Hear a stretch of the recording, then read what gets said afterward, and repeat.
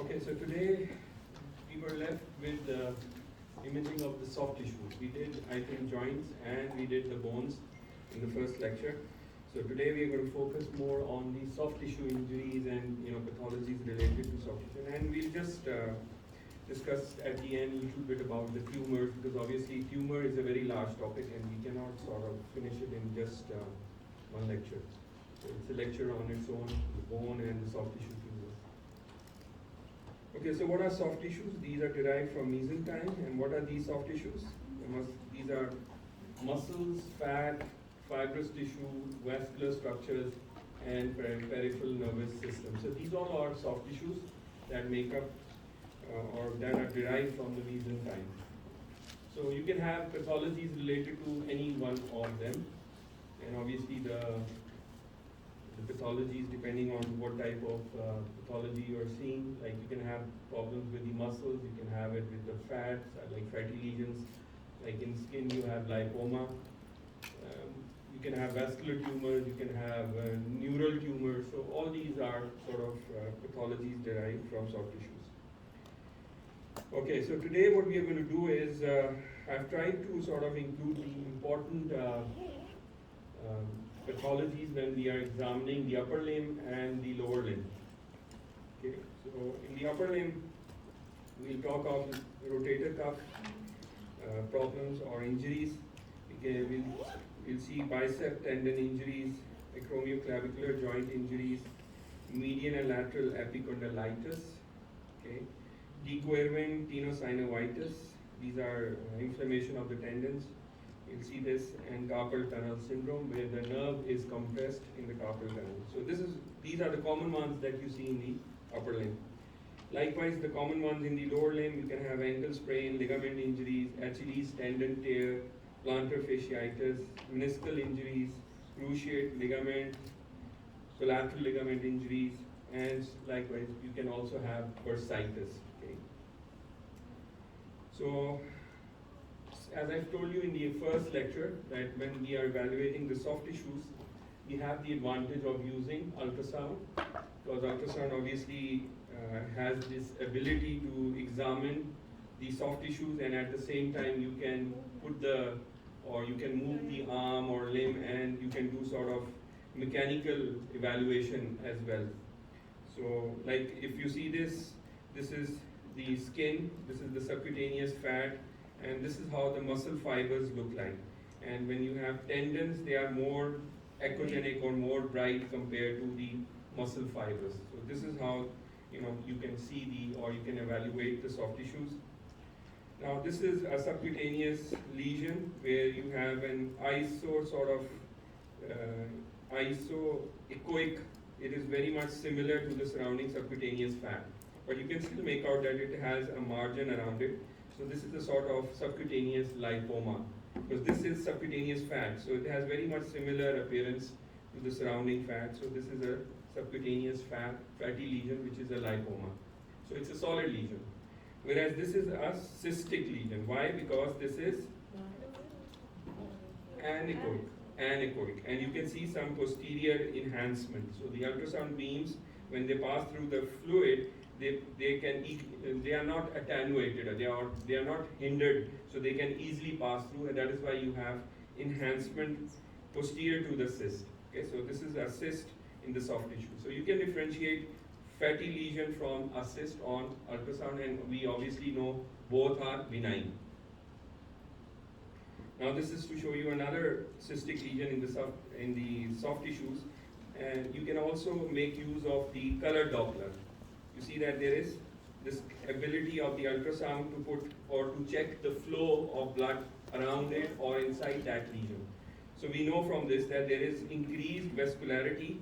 As you can see that the blood flow is increased around at the margins of these lesions. So this tells you that there is some inflammation or there is some increased activity around in the wall of the cyst. It is not a simple cyst. It looks like it is some sort of inflamed cyst. That is why you have vascularity in the wall. Now this is another lesion in the soft tissues, and if you look carefully, you can see that inside there is this. What is this now? shadow, acoustic shadow. That was enhancement. This was enhancement behind the cis. So this tells you that the sound beams are not allowed to pass through. So they are being reflected back. That is why you have this black shadow, or just you can call it shadowing behind this calcific lesion, or whatever it is. It is bright here, and behind this, the sound waves are not allowed to pass through. That is why you have this black dirty shadow behind it. So this can be a foreign body which is there in the soft tissues, and around the foreign body you have this abscess formation. So this foreign body has resulted in inflammation around in the soft tissues, and this is the debris which is seen in the cis. So this is not similar to this. This has clear black fluid inside. This one has grayish fluid. So this is debris inside. So this is not clear fluid. So we'll call this as turbid fluid. The term that we use for this is anechoic, this is hypoechoic. Okay, so hypoechoic. This is echogenic, and if you are comparing with something and it is the same, we say isoechoic. Okay, so these are the terminologies or the wording that we use in ultrasound. When it comes to soft tissues, the X-rays also have a role. Like in this case, you can see that there is calcification in the soft tissues. Likewise, you see calcifications in the soft tissues of the finger. So this is a case of dermatomyositis, where you have inflammation of the tissues. So it's sort of an inflammatory process where you have calcification in the soft tissues. This is another, scleroderma is another condition where you have calcifications in the soft tissue, deposition of calcium in the soft tissue. So X-rays can also help detect calcifications. Another example, this I showed you earlier on, where you can see calcifications around the knee joint, and you can also see the meniscal calcifications. And once you see meniscal calcifications and the disease process also affecting the patellofemoral region, so it is crystal, what was CPPD? Calcium pyrophosphate deposition disease. So you have calcium pyrophosphate dihydrate crystals that are deposited in these soft tissues. Usually it is the menisci which have these calcifications. So this can also be picked up on X-rays. Okay, so before we go into the soft tissue, structures, how do we sort of evaluate them? Let's just talk of what is tendon. Tendon is something which is attached from muscle to the bone, whereas a ligament is something which attaches from bone to the bone. Okay, so if you have a bone and you have another bone adjacent to it, so there will be a ligament if it attaches between two bones. Injuries to the muscles, we use the term strained, so muscle strain. And for ligaments, we use sprain. Okay, so a lot of people get confused and mix them up. Just remember, strain is the word used for muscle injuries. Whereas sprain, I've sprained my ankle or I've sprained my ligament, that means it is more related to ligamentous injury rather than muscles. So if you have injuries to the ligaments like you see around the ankle joint, we call them sprained ankle. Okay? Whereas if you have this tendon injured, which is the Achilles tendon, you would call this as a strained Achilles tendon. Okay? So tendon is basically attaching a muscle to a bone, whereas a ligament is something which attaches bone to bone. Okay? So don't just mix them up. So injuries to the ligaments, that is, we are talking of sprains. There are different degrees, like first degree, second degree, third degree. Third degree is self-explanatory. Obviously, the ligament is torn. So once you move that joint from, you'll see laxity, and there'll be discontinuity between the two bones where the ligament are attached. Whereas second degree means just simple laxity, but it doesn't give away. Like if you have a complete tear of the ligament, third degree, it will give away. The two bones will sort of separate from each other. Whereas first degree is just no laxity, but only when you put it, when you try to sort of put stress on the ligament, there will be feeling of pain. Okay, so the ligament will be tender. You will feel that it is sort of first degree injury. So usually these first and second heal on their own with rest, whereas the third one requires surgery. Sometimes you have to fix the ligament back to the bone. Likewise, you have degrees of strains in the muscles. Like if you don't have a tear in the muscle, it will be first degree strain. If there is partial tear of the muscle fibers, it is second degree strain. And if it is completely torn, you call it a third degree. Okay, so that means there is discontinuity between the muscles. Okay, so this is just to show you a strain which is first degree in the hamstring muscles. Few more terminologies that you must understand when it comes to tendon. We have tendonitis. Itis means inflammation. So any inflammation of the tendon, what happens? Okay. So any inflammation of the tendon is known as tendonitis. Itis means inflammation. Tendinosis means degeneration. Okay. So it is something related to wear tear. So tendinosis means degeneration of the tendon. Okay. It can be due to any reasons like collagen disarray. It can be due to poor vascularity in old age. So anything, or it can be due to inflammation. Tenosynovitis. If you remember, I showed you. Yes, I showed you the ulnar side. Yes, you have tenosynovitis of the extensor carpi ulnaris tendon. So it is actually the inflammation of the tendon sheath. Okay, so you'll see fluid around the tendon, between the sheath and the tendon. So tenosynovitis is actually inflammation of the lining or the sheath of the tendon.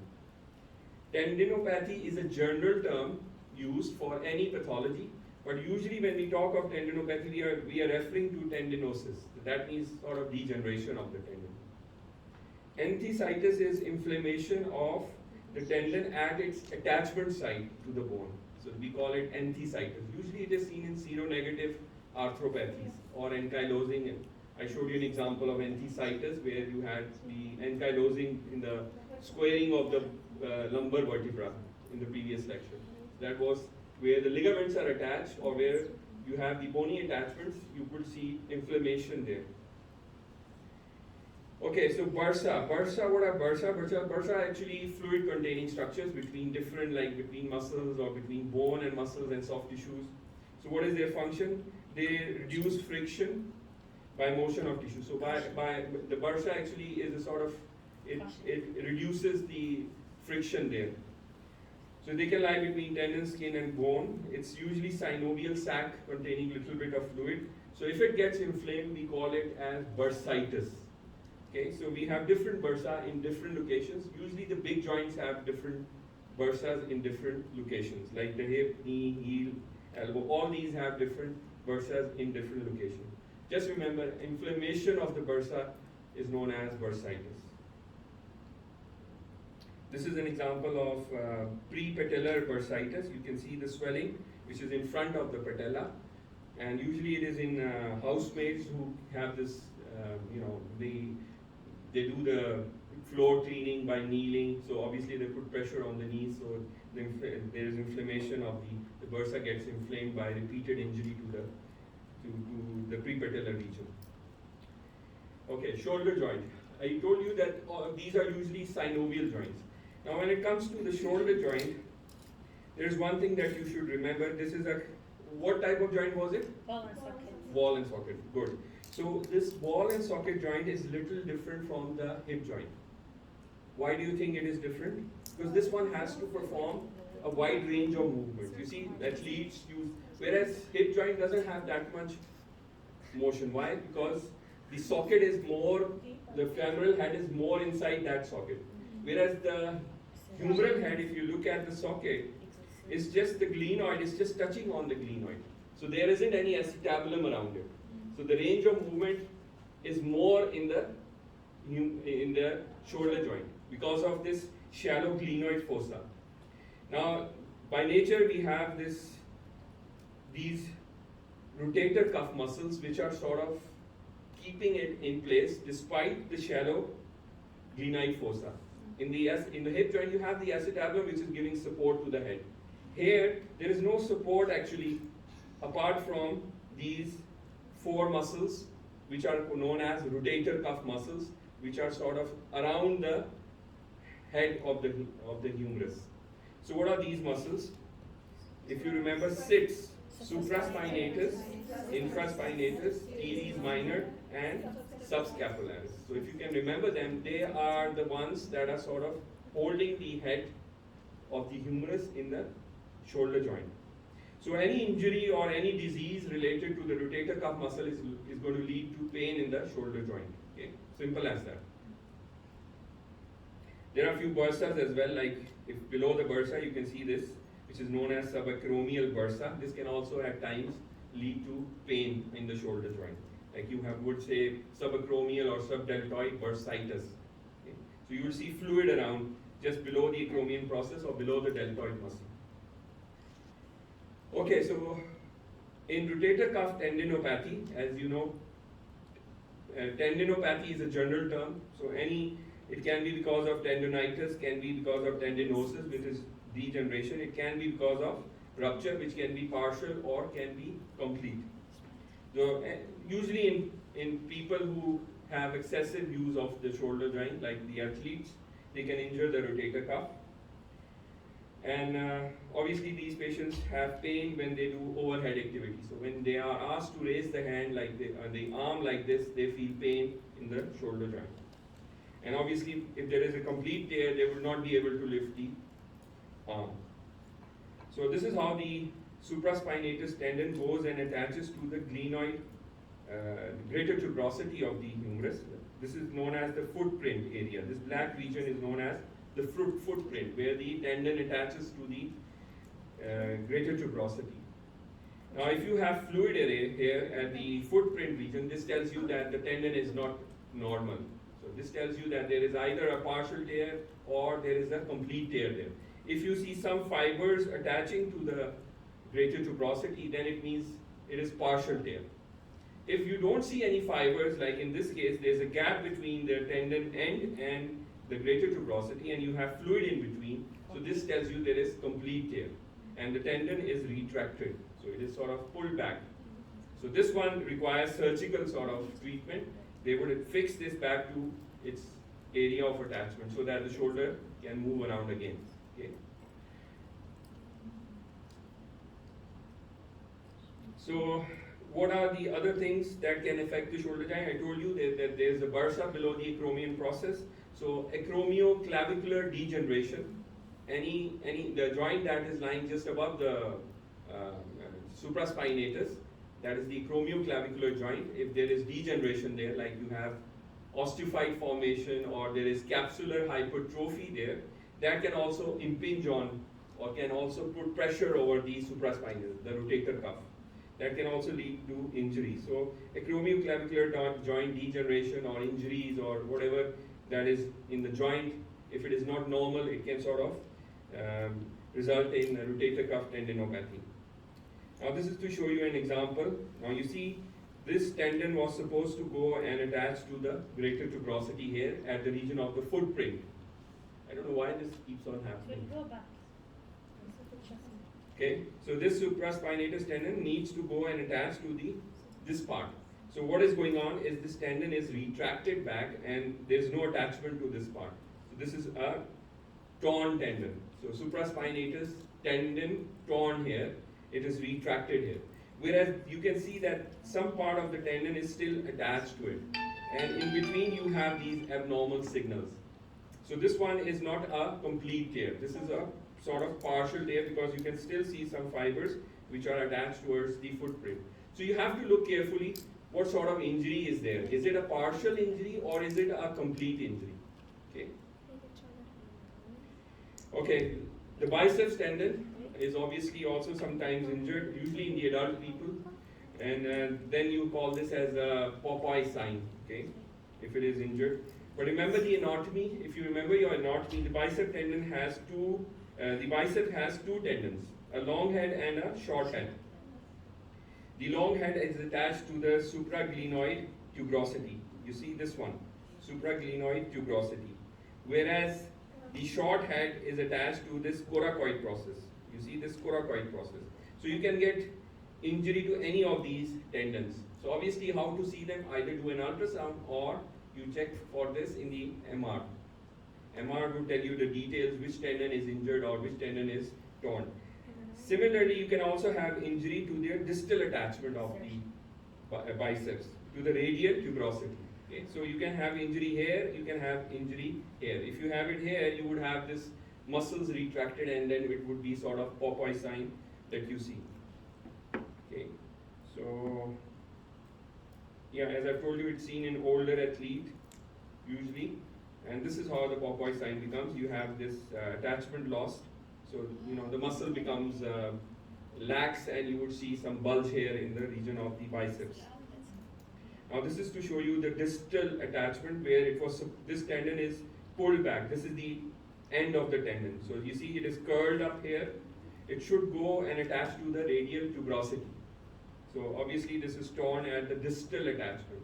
And here, this is the biceps tendon, and you see that this is lying here. Ideally it should have gone up like this and attached to the glenoid, the supraglenoid part. So this tendon is attached, is injured here. So it depends on, MR tells you where exactly is the injury and where the tendon is torn.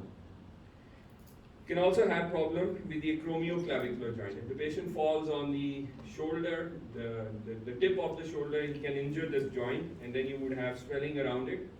Obviously, remember there are few ligaments that can also be injured or sprained.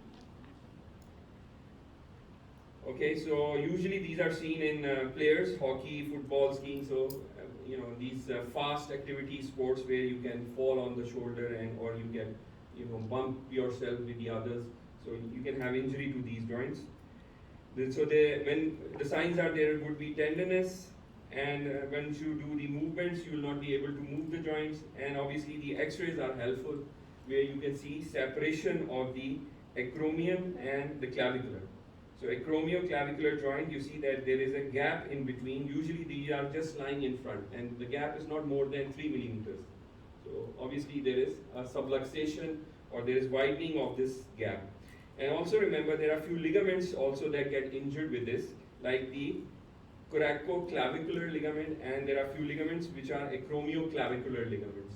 Okay, so these are the ligaments, coracoclavicular and acromioclavicular ligaments. So depending on the type of injury, which ligaments are injured, there are different grades to it. Obviously we cannot sort of cover that in this lecture, it's beyond the scope of this, but just remember, when you have acromioclavicular injury, there are different rates depending on what ligament is also injured or torn, and obviously the MR is there to evaluate or to sort of tell the surgeon what exactly to expect when he goes in. Okay, have you heard of this term, adhesive capsulitis?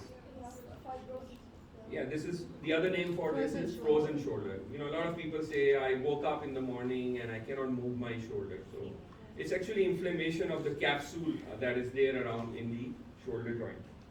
And it can be related to any sort of, it can be related to old injury, it can be related to diabetic patients, or to ones with metabolic disorders like hypothyroidism. So a lot of conditions can result in inflammation of the capsule of the shoulder joint. Okay, so yeah, so post-traumatic is also one of the reasons. So what do you see on MR is, when you try, this is an example where the joint, once you try to distend the joint, like by injecting contrast into the joint, you see that the contrast doesn't go into the inferior part, which is the inferior glenohumeral region. There's a ligament which attaches to the inferior glenoid to the humeral head. So this gets sort of thickened in cases of adhesive capsulitis. So this is one of the findings that you see there. But just remember, there's inflammation of the capsule around the shoulder joint, and because of that, there's no distension possible in the joint. So obviously the patient feels pain unless this inflammation gets settled with time. Okay, so this was about the shoulder joint. Elbow joint, you don't usually see injuries like this. Obviously the elbow, you remember, is a hinge sort of joint, so you don't have you don't have this movement on the abduction or adduction. It's just sort of flexion and extension. So the common things that happen is to the medial and lateral epicondyles. Okay, the humeral medial and lateral epicondyles, where there is, if it is the lateral aspect, we call this as tennis elbow. So you've heard of these terms like tennis elbow, golfer's elbow. So if the medial epicondyle gets inflamed, we call this as golfer's elbow. And if we have the lateral aspect, we call it as tennis elbow. So again, these are seen in athletes who are using playing with the rackets, or doing the sports activities. So tennis elbow, as I've told you, is the lateral aspect, and the extensor muscles are the ones which are attached to the lateral epicondyle. So it's epicondylitis actually, lateral epicondylitis. Okay. So this is how you see it on the MR, where you would see where the tendon attaches. You would see increased signals here, or you would see fluid around the tendon, which tells you that the tendon attachment site is inflamed. You could also evaluate with ultrasound. Obviously, the ultrasound is also its superficial structure, so you can just put a probe and check for the inflammation there. The golfer's elbow is the other one, where you have the flexor muscle attachment to the medial epicondyle. And again, this can be seen in people with sports, golfing, tennis, snow shoveling. So a lot of grocery bagging. So if you're carrying a lot of weight, you can also sort of have a pain on the medial aspect. So another problem that you see is these phones or gadgets that we are using these days. So we are doing a lot of typing using the thumbs and the hands. You remember from the first lecture I told you the degenerative changes at the first carpometacarpal joint. So if you are using the thumbs, you will have early degeneration at the carpometacarpal joint. Okay, so there will be but along with that, if there are tendon injuries, so you would have these first compartment. If you know the first compartment, there are 6 compartments around the wrist joint. The first compartment has adductor. Which one? Do you know? Abductor pallucis longus and extensor pallucis brevis. So remember, these two tendons are the ones that attach to the thumb. So if you're using your thumb, so along with the changes at the metacarpophalangeal joints, you can also have tenosynovitis or inflammation of these tendons. Okay.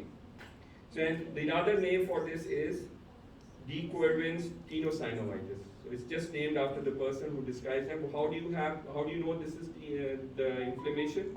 You'll have pain over the radial styloid process or the anatomical snuff box. So you'll have pain in the radial aspect. And if you do MR, this is how the radial aspect looks like. The tendons that are there, you will see fluid around the tendons, like you would see fluid in the sheaths. So tenosynovitis. And you can also have signals or abnormal signals inside the tendons, also telling you that the tendons are inflamed. Now this is the carpal region, where you have superficial and deeper flexor tendons. But if you see that there is a bright area which is pointed out by this arrow, so this is the region of the median nerve. Okay?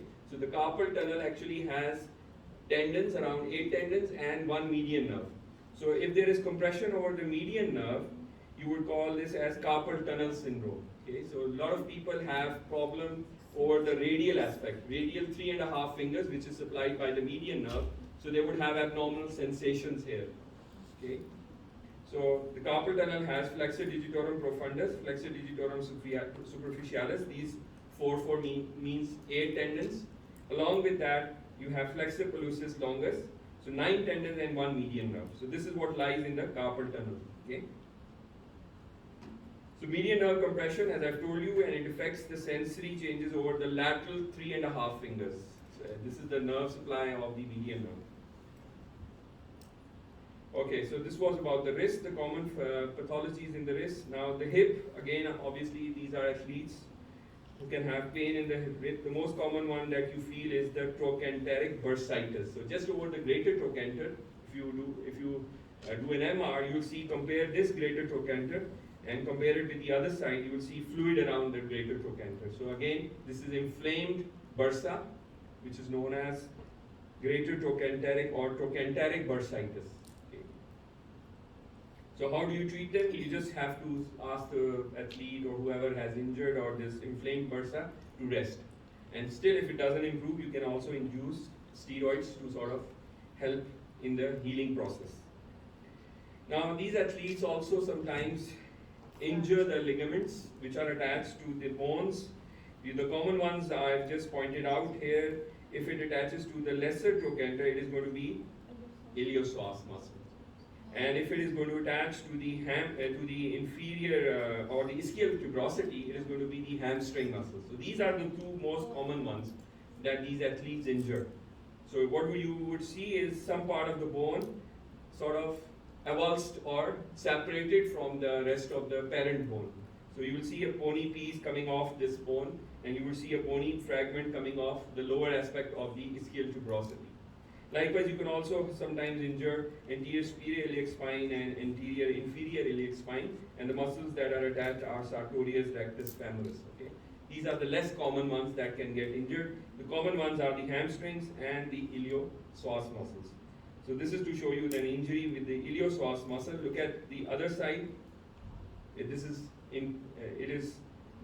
This one doesn't have avulsion, whereas this one has an avulsed bony fragment. So which muscle? Iliopsoas muscle attaches to the lesser, like it's just mentioned, lesser trochanter. Okay, so remember this iliopsoas, this one, and this one is the ischial tuberosity, the hamstring. So these athletes injure their hamstrings, and they then have to rest so that the healing process takes place. So if you do a bone scan or you do an MR, you'll see increased activity or increased contrast uptake in this region, and rest of the bones will be looking normal. Okay. Doctor?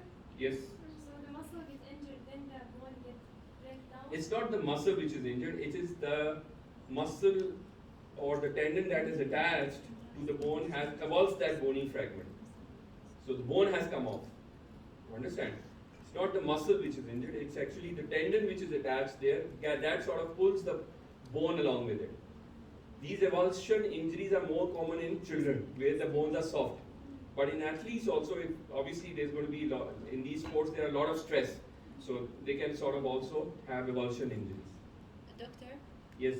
Can you repeat there why increase in contrast? Can you, sir, what? Just repeat, please. Repeat again, okay. For the increase in the contrast. Okay, just forget about the contrast, just remember the attachment sites. So you should remember the attachment sites of hamstrings. So where does your hamstrings attach? Ischial tuberosity. And where does the iliopsoas attach? Lesser trochanter. Okay? So this is what you should remember. And if you get an X-ray like this tells you that the avulsion injury has taken place to the right lesser trochanter. And the muscle that is attached there is iliopsoas, which has sort of avulsed that bone. Okay? If you want to check this, ideally this one doesn't require any further imaging. You already know that this is avulsed. Okay? Yeah. The surgeon would not need a further investigation like MR or what would it do? It would not help. So we already know there's an injury. So, but if you do an MR or a bone scan, you'll obviously have inflammation there. So the tracer or the contrast would sort of accumulate in that part. Okay, so this is the explanation for that. But usually you do not require that. Okay, so knee injuries are again sometimes very common in athletes. A rugby player can injure, or any sports football activity have we have a lot of people coming in with cruciate injuries and meniscal injuries. Okay, so you feel a pop while playing. Obviously, you hear a sound that something has just pulled off, or the bone has just given way. So it depends on what type of injury you have. So you would have swelling around, obviously, and decreased range of movements, and then you would do different tests to check which ligament or which meniscus is torn. Ideally, you would do an MR to check for these ligaments. I showed you the ACL, which is black. All ligaments are black on all sequences. Remember, okay, I told you that all look black. If there is any abnormal signal in the ligament, it can be sort of injury to the ligament. And if you don't see the ligament in continuity, or there's an absent ligament, that means it's torn. Okay. So there can be either injury in the form of sprain, or it can be torn ligament. It can be like that. So here you don't see a ligament, so this is a torn ACL. Here the ligament is normally seen. Okay. And you can also have injury to the PCL. You remember the PCL is the other way around. So it prevents the anterior translation of the tibia in relation to the femur. Usually it is seen in dashboard injuries. When the knee is flexed and you have injury to the lower part and the bump into the dashboard, you have posterior cruciate ligament injury. But it is very hard to actually injure posterior cruciate ligament in isolation. ACL is the more common one that gets injured. Isolated PCL injuries are very rare, unless it is a dashboard injury or the patient has a flexed knee and then he sort of injures or bumps the knee into something. And then you also have these injuries to the menisci, which are keeping or holding up these knees or bearing the load of the body. So injuries depending on the type of meniscal injury. If it is a signal which is going to the articular surface, it is a grade 3 injury, so that requires repair. Whereas the signal is just in the substance, doesn't usually require any repair, it just needs rest to heal it on its own. So grade 3 injuries are the ones which are more concerning. This is to show you another example of ACL injury. Okay. And it also shows some signal in the, which tendon is this? Yes, patellar tendon. So patellar tendon is this one. Which one is this? Quadriceps. Okay. So this is the patellar tendon, and you see some signals and thickening of the tendon at the inferior pole. It can also be at the tibial attachment. So depending on which part it is affected, you can have patellar tendinopathy. So inflammation or thickening of the tendon within abnormal signals on MR to tell you it is tendinopathy. Okay, so you can also have injuries to the ankle. The common ones are plantar fasciitis. Remember fasciitis, these people who walk barefoot, they have this plantar aponeurosis that gets inflamed, so you have heel pain. A lot of people complain of heel pain because of barefoot walking or ill-fitting shoes can also result in plantar fasciitis. So it's actually the fascia that attaches to the calcaneus gets inflamed. Okay? So you would see thickening of the fascia. Usually the thickness is less than 3 millimeters. If you see anything above 3 millimeters here, like you see thickening of the fascia here, so it is plantar fasciitis. Usually again with rest, if it doesn't improve, you need to inject steroids. Again, if it doesn't improve, then you obviously sometimes require surgical intervention. This is the normal Achilles tendon. The black part, again I told you, the tendon is black, okay? Because it has which fibers? Collagen fibers. Now here you see that this tendon is torn. This is the torn end of the tendon. So Achilles tendon is torn here. Obviously this requires repair. You can also sprain the ligaments, the lateral ligaments, the talofibular, calcaneofibular, posterior talofibular. These are on the lateral side. And on the medial side, there is this deltoid ligament. So obviously these ligaments can also get injured with ankle sprains or ankle, twisting of ankle injuries. So MR again or ultrasound can tell you which ligament is injured. Like in this case, the medial aspect. So deltoid is injured here. Here the lateral aspect, the fibulotalar ligament is injured here. Usually you would see a black ligament going to and attaching to the talus.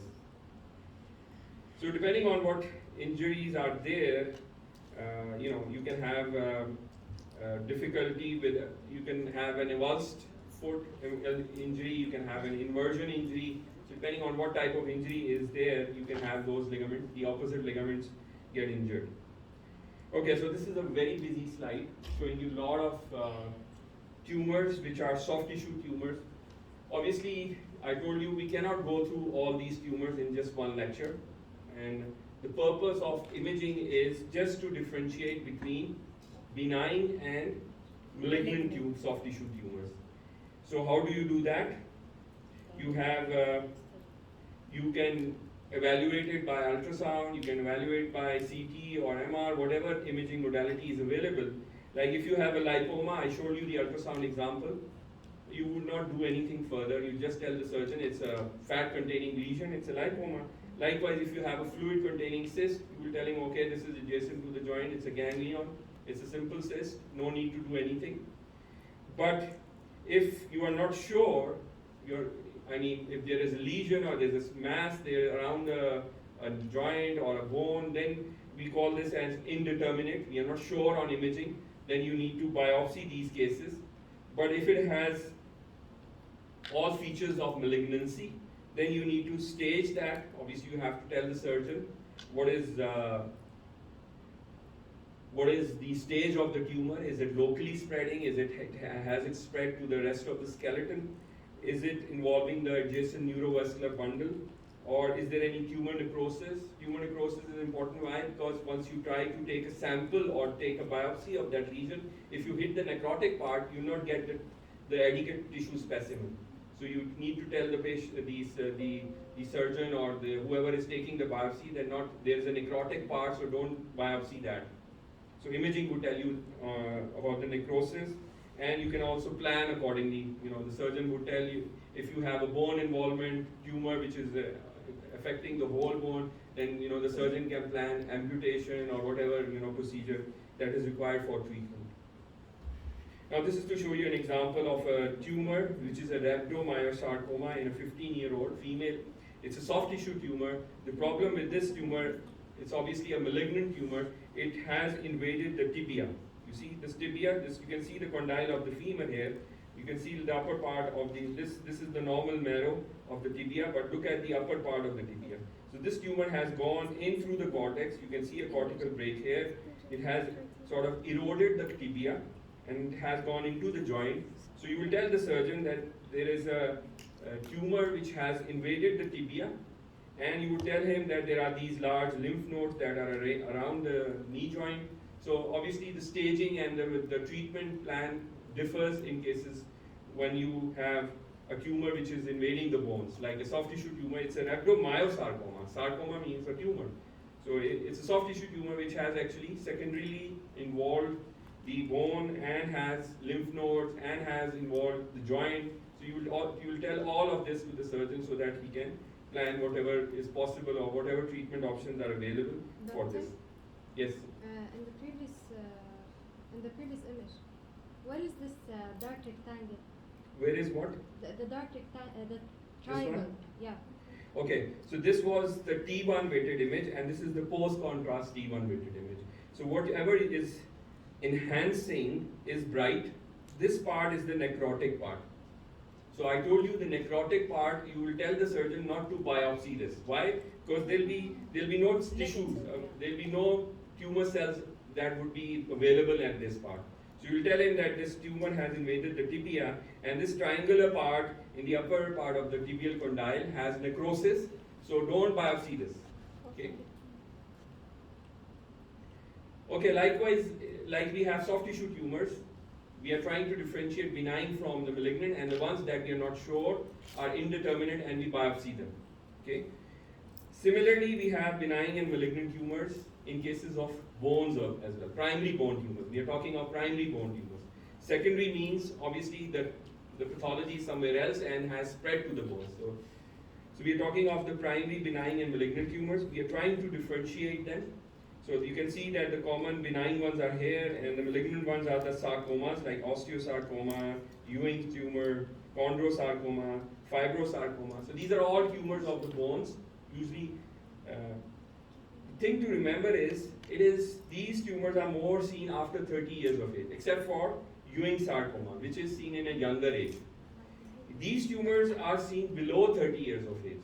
So age is also very important once you are trying to differentiate between tumors. Okay? So Ewing sarcoma is more likely to be in a young child, in the early teens, rather than you would not see Ewing sarcoma in a 60-year-old. In a 60-year-old, you will see osteosarcoma. Understand? So age is important. Likewise, you have to tell which, is it a single lesion or is it multiple lesions? So if there are multiple lesions in the bone, it's more likely to be secondaries. Okay? It's not going to be a primary bone tumor. The location is important. Why it is important? Because some tumors prefer to occur in some important areas, like chondroblastoma is a tumor that occurs in the epiphysis only. So you cannot have chondroblastoma in any other part. So it is important to know where exactly the tumor is. So the site is also very important. Like the Ewing sarcoma, we know it is going to affect the shaft. We know the long bones. So it's going to affect the diaphysis. The osteosarcoma, we know is going to affect the metadiaphysis. Okay, so it depends on where which bone is involved. Okay, what else do we need to know? Is it the long bone which is involved, or is it the axial skeleton? Is it the vertebral bodies that are involved, or is it the skull that is involved? So we need to know which part of the bone is involved. Growth pattern, what is the type of destruction there? So we'll see this, the types of destruction. The periosteal reaction, the reaction that is seen around the tumor in the bone. The matrix composition, what is the tumor made of? Is it composed of calcium? Is it made of chondrite tissue? What tissue is lying inside that? Is it a fibrous tissue? So this is also important. And obviously extension into the soft tissues. We will tell the surgeon what is the local extent. So don't worry if you don't remember, I'll show you examples of this. So this is osteoid osteoma. So it's a benign tumor, and you just have a sclerotic area around it. Okay? These are multiple tumors. So this is a solitary lesion, this is a multiple sort of lesions. You have a tumor here, you have a tumor here, this is a tumor here, another one here. So we know that these are benign tumors, multiple tumors, so multiple enchondromas. So these are all enchondromas. As I told you, this is seen in a young age. Okay? So you can see that below 30, these are the common ones. Okay? And above 30, you have these sarcomas which are more common, like parosteal sarcoma, fibrosarcoma, chondrosarcoma, metastasis, myeloma. So above 30, you would have these sarcomas which are more common. Whereas in the below 30, you would have benign lesions which are more common. So age is important, and obviously the location is also very important. As I told you, chondroblastoma occurs in the epiphysis. The giant cell tumor seen after epiphyseal closure. The aneurysmal bone cyst occurs before epiphyseal closure. So it is seen in a young age. So location is very important as well. Now how do they look like? If it is well marginated, it has a margin around it, we call it as a geographic sort of appearance of the tumor. So this is usually seen in benign tumors. So obviously the tumor, if it has a margin around it, so this means that the tumor is not aggressive. Whereas the aggressive tumors are the ones who have moth-eaten appearance. So you would have these lytic areas in the center, like you see, as if someone is eating up the bone. And you would have permeative sort of destruction. That is again, the bone will look like as if there are some punched out holes inside. Something is eating up the bone from inside. So permeative pattern or moth-eaten pattern is more in favor of aggressive tumors or more in favor of malignant. It points more towards the malignancy rather than the benign aspect.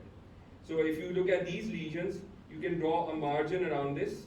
Again, you can point out that you can separate this lesion from the rest of the bone. Again, you can separate this lesion from the rest of the bone. So the zone of transition is narrow. So you can easily differentiate the normal bone from the pathological or abnormal bone. Whereas in aggressive tumors that are likely to be malignant, the zone of transition is large or is wider. So you are not able to separate the normal bone from the abnormal bone. So to me, it looks like all of the bone is abnormal. Here it looks like some part is normal, but again you cannot tell where exactly this bone is abnormal. So it's merging with the normal bone, so there's a wide zone of transition. You cannot draw a pencil around the tumor. Okay? Again showing you a wide zone of transition. The periosteal reaction is actually the reaction around the bone trying to limit the spread of the tumor in the bone. When tumor, if it is there in the bone, is trying to spread out. So the periosteal bone or the reaction is trying to limit the spread of the tumor. It's a sort of healing process by nature trying to limit the spread. So if you have laminated sort of reaction, so that means the bone is trying to limit itself, limit the tumor in the bone. So we call this laminated reaction, which is more in favor of benign. Similarly, if you have a dense periosteal reaction, that means the bone is still trying to limit off the process. So these two are usually seen towards the benign aspect of the tumor. Whereas if you have a sunburst appearance, you have a very spiky sort of reaction around the tumor, or you have a Codman triangle like this. The part of the bone is sort of uplifted. We call this as Codman triangle. So these are more in favor of malignancy. Let me show you an example of Codman. This is an osteosarcoma. Obviously the tumor is growing out.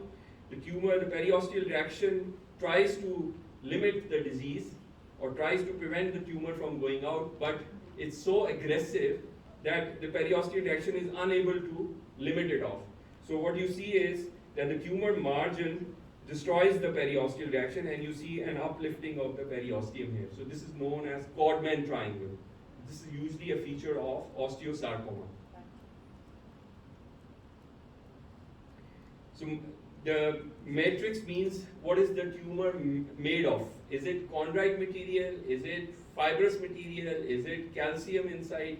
So it depends on how dense the tumor is. Like some tumors have bone forming, like osteosarcoma is bone forming tumor. So you would have calcium inside the tumor. This is a permeative sort of destruction again in the bone. So you can also have a mixed sort of pattern. Here it is dense, increased dense, so this tells you there's more calcium inside. This is another one with increased density. These are seen in ivory osteomas. These are usually benign lesions that you see in the skull bones and flat bones. So you can have dense reaction there inside the bone. These are benign tumors with increased density. But this one is the shaft in a middle age or in a young teenage. If you have a periosteal reaction like this, we cannot leave it alone. This can be Ewing sarcoma. Okay, so it depends on what location it is. Now this is to show you another example where you have the X-ray of this patient. You see that there is irregularity of the cortex and the medulla looks abnormal. You cannot draw with a line, or it has a wide zone of transition. So you cannot draw separate the normal bone from the abnormal bone here. So once you do an MR, you will see that the tumor has gone and it has spread outside into the soft tissues. And obviously it has broken through the cortex here. So this is post-contrast MR image showing you the extension of the bone tumor into the soft tissue. So here is where the imaging plays its role, telling you that the tumor is not limited only to the bone, it has gone outside, and it would, stage the tumor. We are able to stage the tumor or tell the surgeon where to biopsy the lesion. Okay, sometimes you would have lesions like this that can look like tumors, but as I've told you, it depends again on the site where they are, and the history is very important. So this was tophies. If you remember the last lecture, I told you this is the site for uric acid deposition. So they can also destroy the bone there. Uric acid crystals can destroy the bone, and you would have erosion and a soft tissue tophus there, which mimics a tumor. So they look like tumor, but they are not actually tumor. Once you go and biopsy them, you will have uric acid crystals in the specimen. So this was the gout. You can have similar sort of lesions in the hands where you think they are enchondromas, but they are not enchondromas. Again, when you take history, the patient will tell you the problem has persisted for a long time, and obviously these patients have high uric acid levels. So the history is very important, and these are all in favor of gout rather than enchondromas, which are the more common tumors in the phalanges. Okay, Paget's disease. Does anyone know what is Paget's? Yes. What's Paget's? Yeah, it's an irregular sort of bone, osteoclastic activity initial on, then there's osteoblastic, so mixed sort of bone turnover. So the bone expands, and usually it's not seen in our part of the world. It's more common in the western areas. They have the Paget's more common. So it can affect these bones, like this is known as saber tibia. It's a curved sort of tibia. Can also affect the skull bones. Irregular sort of lytic areas mixed with sclerotic foci. So sort of mixed pattern, because Paget's has initial phases, bone resorption, and then bone formation, and then it's a mixed sort of pattern sometimes. So you would see lytic areas along with sclerotic areas, and then the bone gets softened, and there would be expansion of the bone. So it depends on which bones are involved. It can involve skull bones, it can involve tibia, these are the common ones. It can also involve the pelvic bones. Okay, like here, the innominate bone or the hip bone is involved. You can compare it with the normal bone on the other side. So this sclerosis and expansion of a bone favors Paget's disease. Okay, so don't think that this is a tumor. The location is sometimes very helpful, like the tibia, like the skull bone, like the hip bone. These are favorable sites for Paget's disease. So again, they look similar to tumors, but they're not actually tumors. Also, they have the Codman triangle. Codman triangle is a feature of osteosarcoma. Yeah. Pages don't have it. Okay? Yeah, when they develop to a complication like osteosarcoma, they will. Yes, if there is a complication of Paget's, it results in osteosarcoma. Good, very good. So you have read about Paget's. Good. Okay, so what to take home? Obviously, MR alone cannot classify these tumors. So we need to look at them in relation to the X-rays that is available, and obviously the CT scan at times is helpful to look for the bony abnormality. Okay, and for staging, obviously you need an MR, which tells you whether there is local infiltration. And bone scan, if you remember from the first lecture, I told you it's more related to the secondaries. So if we have a tumor somewhere, we just want to make sure that it hasn't spread to the other bones. So we would do a bone scan, which would evaluate the rest of the skeleton. Okay. And as far as the soft tissue tumors are concerned, MR should be considered to, these tumors should be biopsied if they are indeterminate. That if we are not sure they are benign or malignant, then we need to biopsy them. Otherwise, if it's clearly benign, we just leave them alone. If they are clearly malignant, we need to sort of plan surgery or whatever treatment options are available in those tumors. But the ones that are indeterminate are the ones that will be guided through MR or ultrasound to biopsy them so that you have histopathological diagnosis. And that is how you sort of treat them. Okay? So obviously I told you we cannot cover the bone tumors or soft tissue tumors in just one lecture. This was just to give you an idea what imaging has role to play when you have tumors available. But the major thing is to how to differentiate. And if you remember these points that I have given you, that will give you a basic idea how to sort of differentiate between benign and malignant tumors. Okay? Okay, thank you very much. Thank you. Okay, time's up. If you have any questions, you remember my email is still there. So you can obviously put questions or you can ask questions. I'll be happy to answer them.